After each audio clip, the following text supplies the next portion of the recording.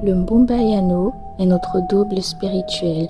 Il naît avec nous, évolue avec nous et est censé nous montrer notre chemin de vie. Il est représenté comme nous, mais contraire à nous. Cette opposition se traduira par une différence de genre. Le Mbumbayano se présente sous sa forme humaine, mais parfois sous la forme d'une sirène ou d'un serpent. Il apparaît à travers les rêves de son double pour lui délivrer un message important en rapport avec son chemin de vie. Ce dernier se doit donc de le suivre à la lettre, sans quoi le Mbumbayano pourra se montrer hostile, menaçant et jaloux envers son double. Il pourra détruire ses relations humaines, sa vie professionnelle, sa santé mentale et dans le pire des cas, le tuer.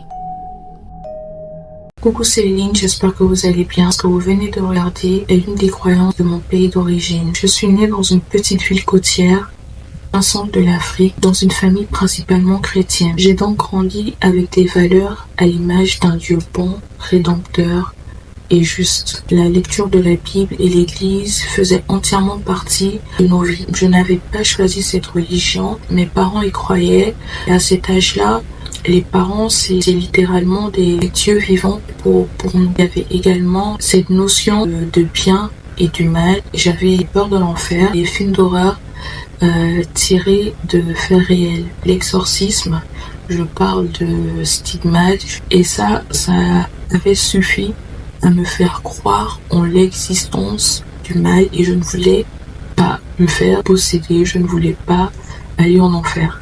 À l'âge de 13 ans, il était important pour mes parents que je suive des cours de catéchisme. Durant ces cours, on apprenait à lire la Bible, on apprenait à lire entre les textes, on apprenait des cantiques. Les cantiques, c'est des chansons pour louer Dieu. Je me posais beaucoup de questions. Les noms, les pays, les endroits, tout m'était étranger. Les rites étaient complètement étrangers et ça déjà m'intriguait. J'avais l'impression d'apprendre des choses complètement hors contexte de ma vie. Enfin, il n'y avait pas beaucoup de Jacob, d'Ésaïe et de Thomas autour de moi. J'apprenais des textes que je ne comprenais pas forcément. Le résultat était que j'ai échoué mon année de catéchisme. Mes parents ont essayé de me la refaire faire. J'ai échoué à nouveau, j'ai échoué 3 fois. Je n'y arrivais pas et ils ont laissé tomber, mais je lisais toujours la Bible, j'allais à l'église. De toute façon, l'église c'était obligatoire. Je priais tous les soirs avant de m'endormir et puis voilà, j'avançais comme ça dans la vie. J'ai fait face à plusieurs difficultés dans ma vie. Comme beaucoup, j'ai prié Dieu. J'avais pas forcément les résultats que je voulais, j'avais pas forcément ce que j'attendais comme réponse. Et là également, j'avais déjà des couacs. Du coup, j'ai décidé de faire des recherches. J'ai appris un peu plus sur le christianisme, les origines du christianisme en Afrique. C'est pas glorieux. J'ai lu que le christianisme a été imposé durant l'esclavage pour assujettir les Noirs, faire passer crème à l'esclavagisme, voilà, dans toute sa splendeur. Du coup, j'ai poursuivi dans mes recherches. Ma culture est principalement animiste. L'animisme, pour ceux qui ne savent pas, en gros, c'est le fait de croire que tout a une âme, que la nature a une âme, que les animaux ont une âme.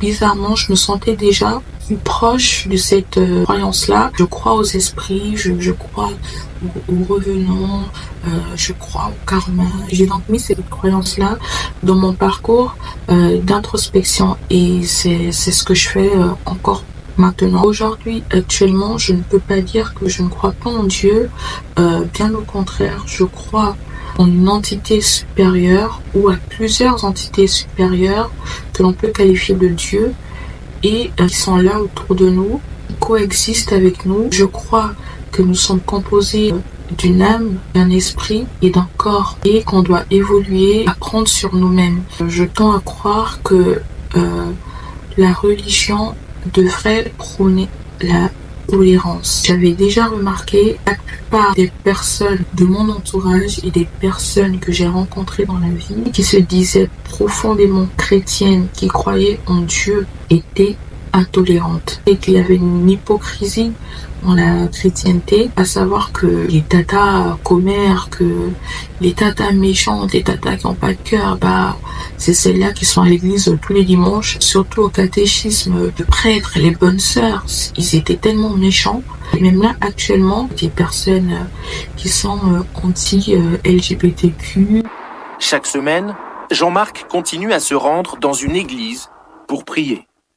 Né dans une famille catholique, il a attendu l'âge de 39 ans pour devenir anglican. La pression était trop forte. Jean-Marc est homosexuel. Je vivais caché, quoi. J'étais un peu un pédé honteux, je n'osais pas vraiment m'exprimer tel que j'étais.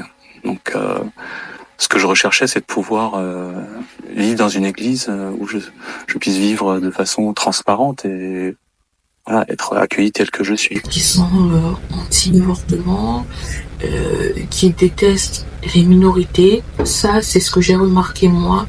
C'est mon avis personnel. Ce n'est pas une généralité. Croyance est personnelle et elle doit être respectée. Du coup, mon message de fin, c'est écoutez-vous.